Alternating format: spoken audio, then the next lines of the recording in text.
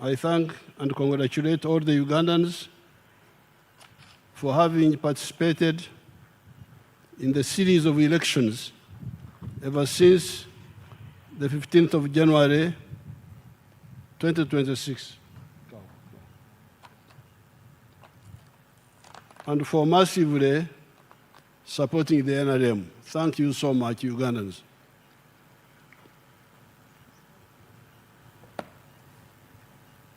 Above all, I thank God for all these victories and for the peace in the country in spite of so many evil people that have been plotting to disturb the peace. During the presidential address, during the presidential inauguration, I put forward a call of no more sleep. Some people are already distorting it as just no sleep. It is not just no sleep, it is no more sleep. And to clarify the message, I should add no more corruption, obscurzy, no more Kongora, leaning on your hole when others are digging. That's called a Kongora in our language. No more kugumaza, kuzya, diverting somebody's attention from the real target to a wrong target. No more to hinder, overburden us when we work and we are just sitting down. And no more politeness to non-performers who want leadership for their own ego and personal interests. This is the Xanja, no sleep. The story of the NRM and Uganda starts in the early 1960s. Personally, I started waking up our people in 1959 when I visited Mbara Stock Farm as a junior secondary 1 pupil at Mbara High School. Having come from the Ntungamo area that was democratically outside the money economy, and everybody was on okora ichida chonka, working only for the stomach, subsistence. Combined with the school education, when we came to know about the enclosure movement in the UK, Oksibasengenge for agriculture, the Industrial Revolution in Europe, etc. By 1965, the sectarian politics of the political groups notwithstanding, our ideas about the socio-economic transformation had coalesced. It was clear that the small enclave economy of the British, of the 3 C's and 3 T's, was a disaster for the majority of the people. You want proof? Just look at the infant mortality rate in 1962 and the average life expectancy in 1962. There were 128 per 1,000 live births, and life expectancy was 46.8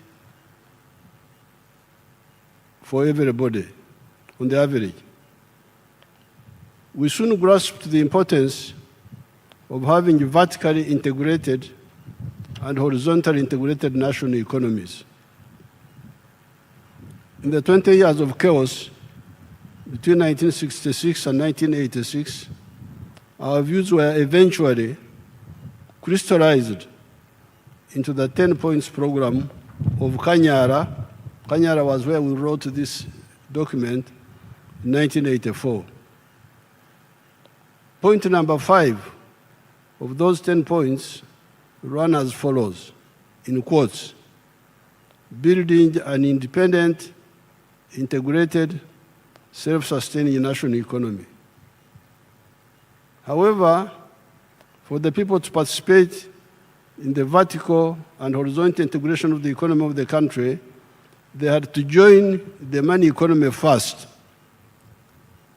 and move out of the traditional pre-capitalist economy of working for a chida chonka, working only for the stomach, just subsistence. Since my nomadic family, because my family was nomadic, since my nomadic family had migrated from Ntungamo to Nyabushozi, it was the good luck of Nyabushozi that we started our activities there.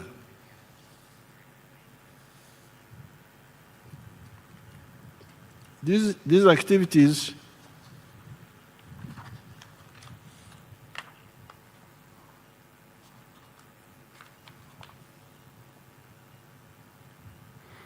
activities involved sensitizing the population of the cattle corridor to stop nomadism, make enclosures around their land, Sengenge, engage in commercial agriculture with the Chivaro, Chura, Aymar, cultivation for profit and maximum returns.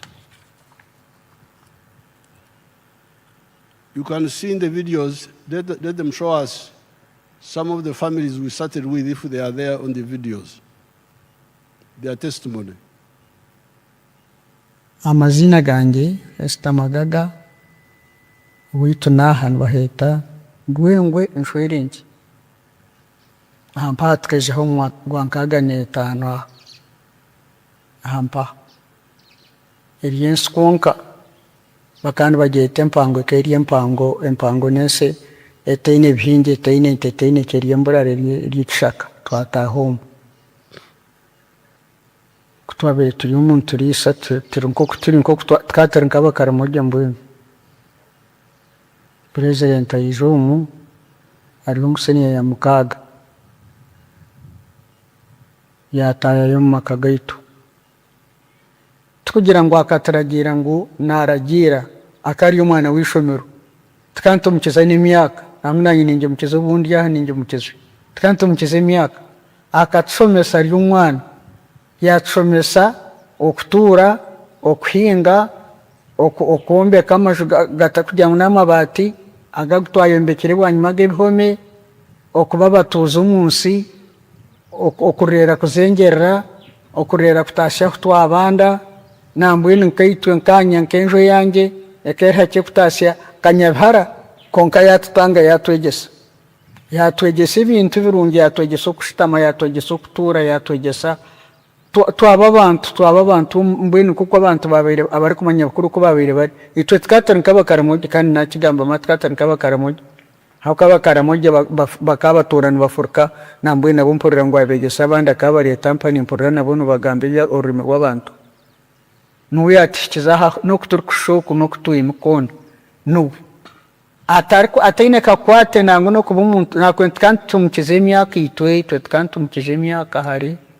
hata nango ni mukira n'ubundi yampa hati kuyahirize kutwegese ibintu ibyo kutwayega kutwayombeka amajuge y'ibihome kutwaba abatuze kutwarera furka kutwahinga yargira umukishaka yayongeraho cya kabiri yayongeraho twatunga enjungu yayongeraho obwenge bwo kugemura ntukama rutabishatu buri izuba aritemwe negura shingirwenda kuri kubazamu buri izuba ni mtwaro wa 28 ko kubazamu mu kwezi nizo miliyoni 8 n'isente zikushagamo yayongeraho twayombeka amamarungi nambwe ne cyanga cyitwe cyo n'ikindi kwera kwa hakansa yitwe rigarikira hindugarikira nahanda hindarabira bumbayire nyina mani umutambana icyanga cyitwe no kurgaha kwikarishere kukahindugarikira tarubana ku ngwabana bana kuntu bateze impicengaro tubarho nutimba rero kandi kangenda ebi byona nuyabigisi hangiri turumwiri turkuzanda mwiri haje amasumu nkanye kutera isomo n'emyaka yanjye. So there you have the testimony of some of the families we started with in 1966, end of year. That old lady was speaking in Nyankore, and she said that when we came to teach them in 1966, we were students having finished A-level, and we told them to stop. She was saying that they were like the Karamojong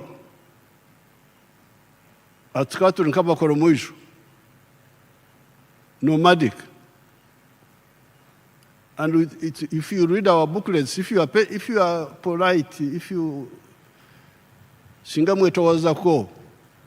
if you can make yourself a bit humble to learn from smaller people like us, then you will see how we argued with those traditional people to stop from nomadism, stop nomadism, and have settled agriculture, grow crops, and so on. Now, she was saying that because of the insecurity, we had to go away to fight. But when we came back, 1986, we added the issue of going now, not only just being settled, but being settled and also doing commercial agriculture with the Chibaro. That's why we advised them to go into dairy farming, because dairy farming was more, for smallholders and medium people, it was better than beef ranching. Beef ranching needs more land. Now,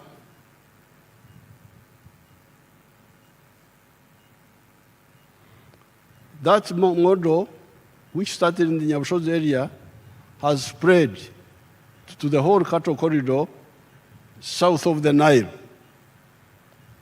There's a man called Matongo in the Ngoma area. Let's see what he says.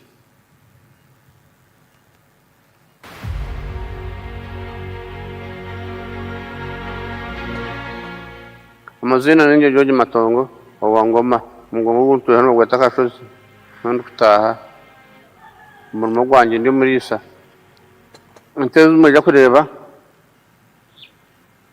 nuko itandikira tatakanda gente bakubya talobo hagwakidana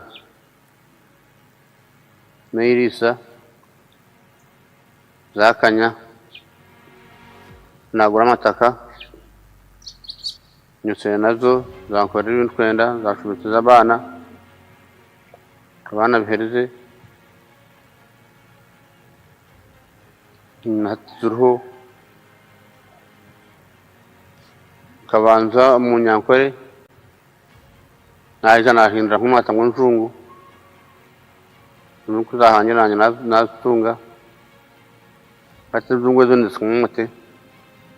On our farm, we collect over 900 liters of milk per day, and a liter costs 800 shillings, which is approximately 21 million per month.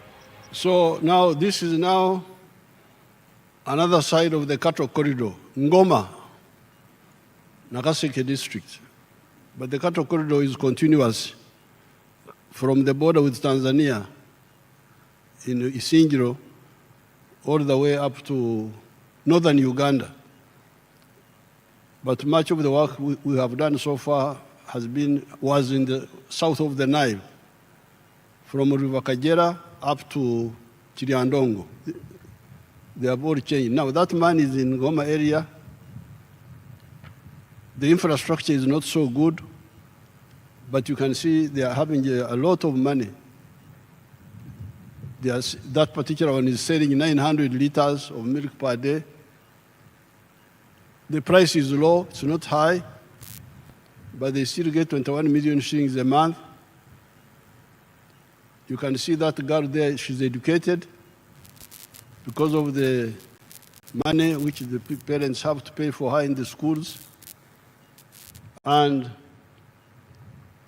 they have moved from the other small houses which the old lady was showing you to now permanent buildings to live a better life.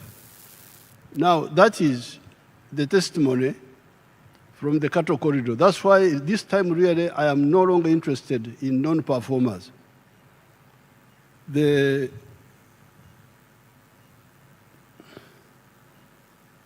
1986 and 1989, we campaigned for prioritizing the enterprise of dairy farming for the small and medium farmers, while the big players could continue with the ranching for beef. By 1995, the cattle corridor had started changing. People getting income per month from the milk, building better houses, paying school fees for children in paying schools. Indeed, our late Magaga is the husband of the other lady who you saw, and father of Lieutenant General Kavu. Is he here? Is he here? He's a big general now. Oh, you can see how big he is. There he is. Now, their family, with the wife so, and the husband who died. Indeed, our late comrade Magaga, the father of Kavuma, came to me and told me that he did not know what to do with the money. When they started getting money from the milk, he couldn't believe it. He came to me.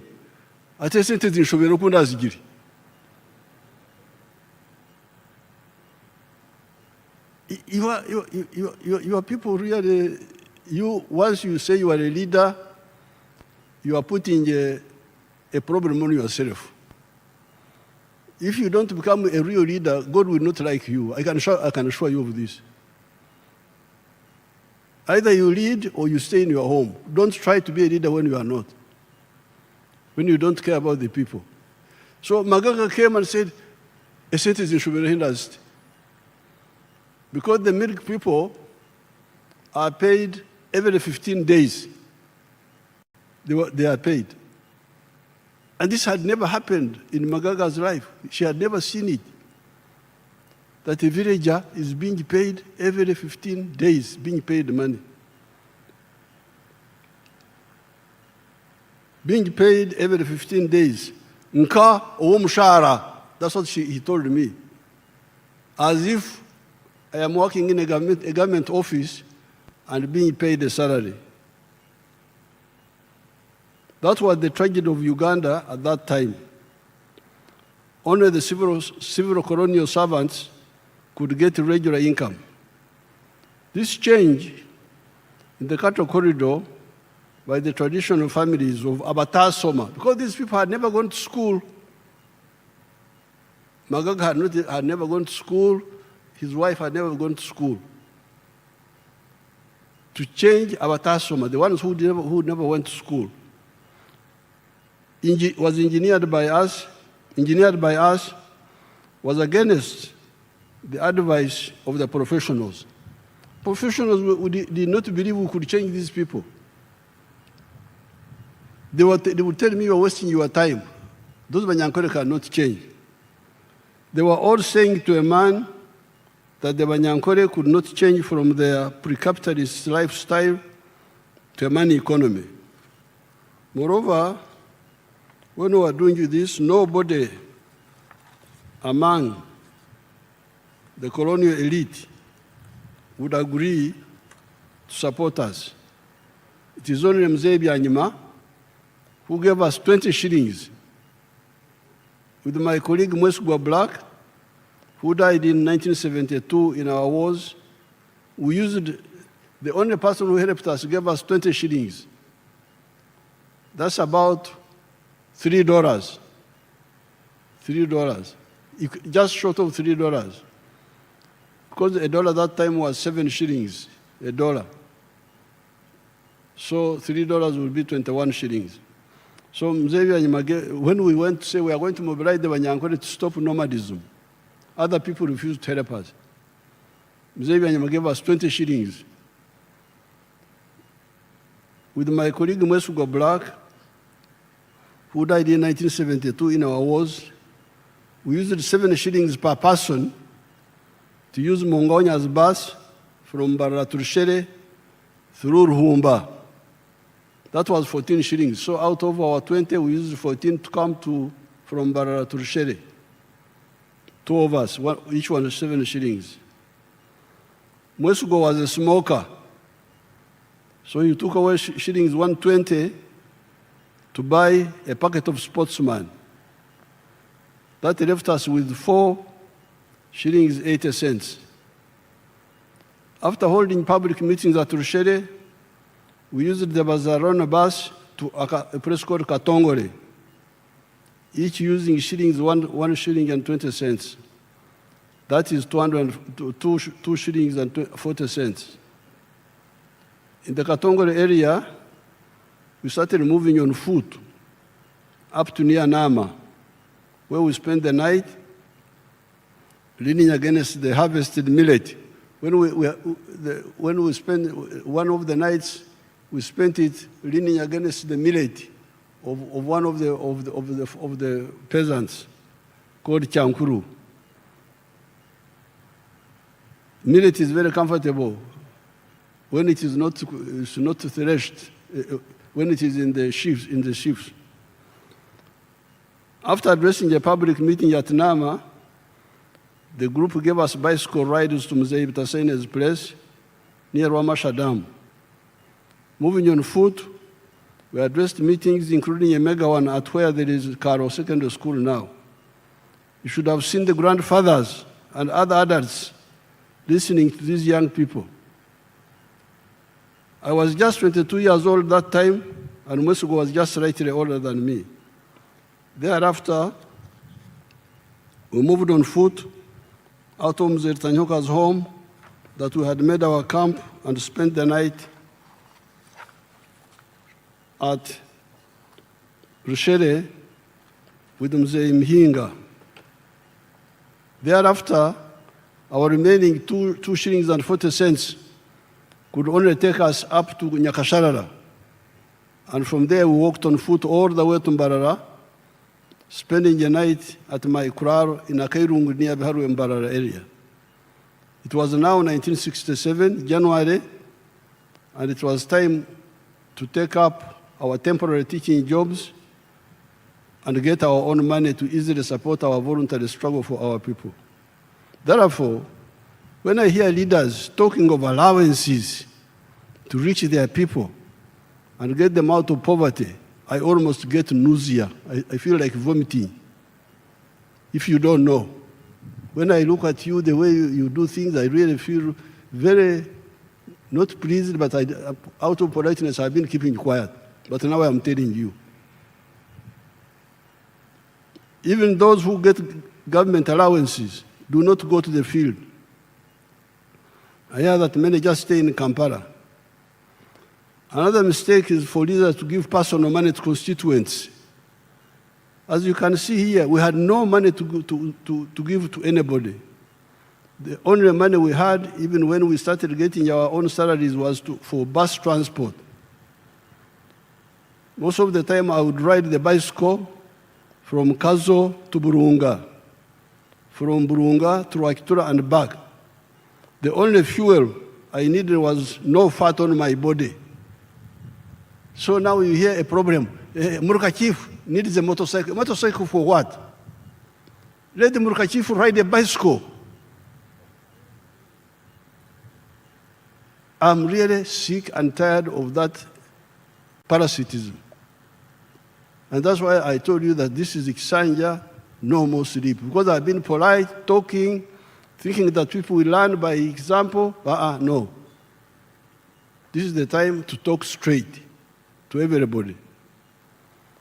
Why should the Muruka Chief have a motorcycle, fuel, money? Let him use a bicycle.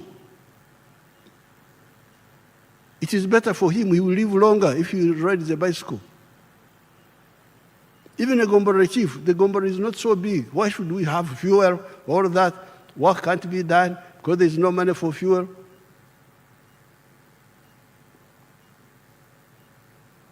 The only fuel I needed was no fat on my body. We would share food and accommodation with our hosts, the population. God has kept me here, and I'm now 82 years old, almost, not exactly, but almost.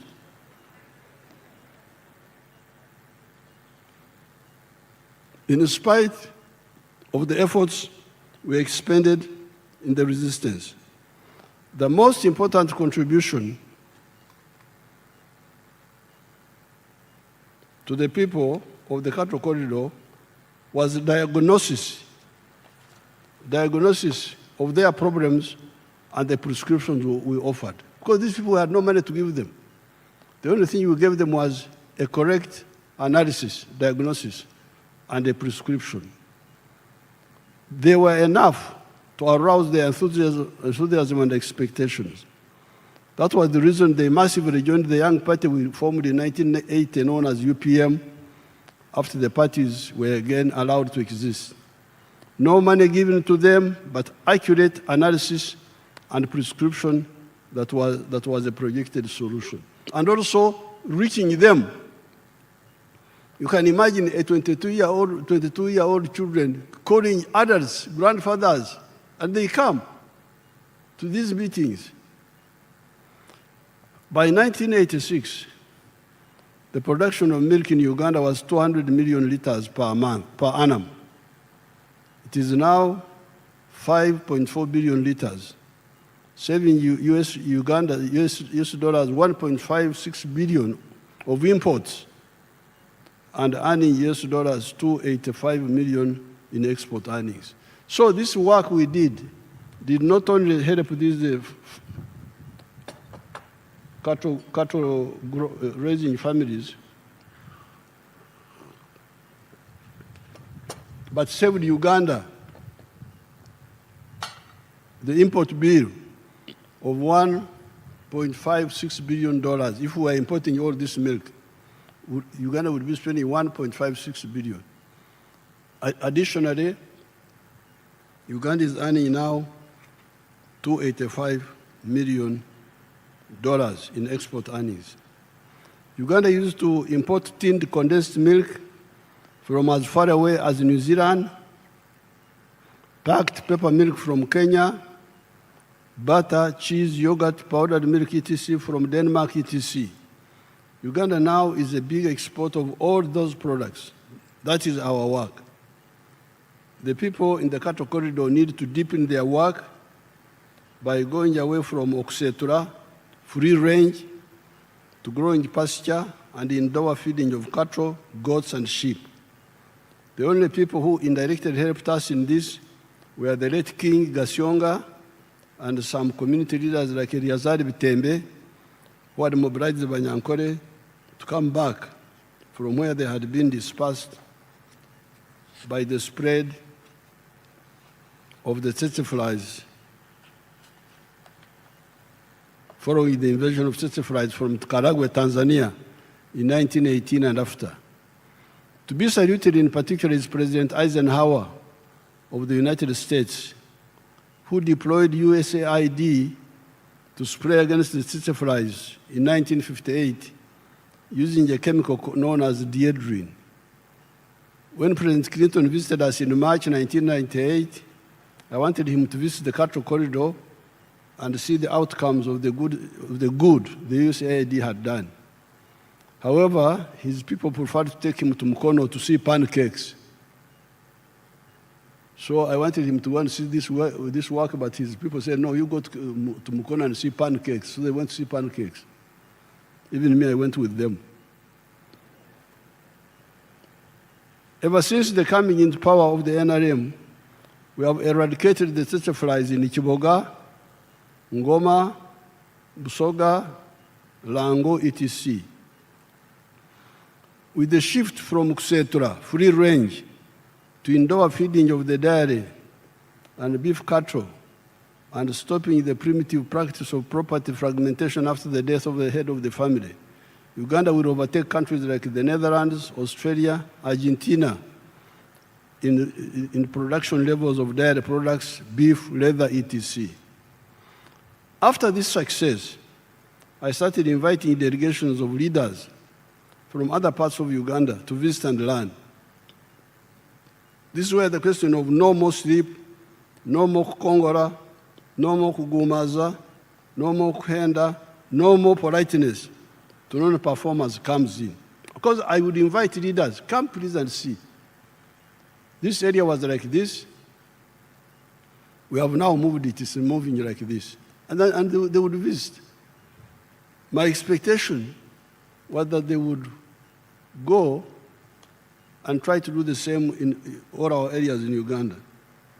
The county of Nyabushozi each day delivers to the factories and milk coolers 1.15 million liters of milk per day. That's county alone. There are 115 milk coolers in Nyabushozi alone, mainly private. And there are now 160 milk and milk products factories in the whole of Uganda. Having succeeded in the Nyabushozi-Kazo area, and having been inviting delegations after delegations in 1995, I made a countrywide tour on exactly this point. I studied the whole country, and I recommended the two models of agriculture: intensive agriculture for people with small pieces of land, and extensive agriculture for people with big pieces of land. In the 1996 manifesto, we reduced it into the 4 acres model with 7 activities for intensive farming and for other products for the plantations and the big farmers with big pieces of land. With 4 acres or less, you could engage in zero grazing for 1 acre of pasture with 8 Frisian cattle, 1 acre of coffee, 1 acre of fruits, 1 acre of food,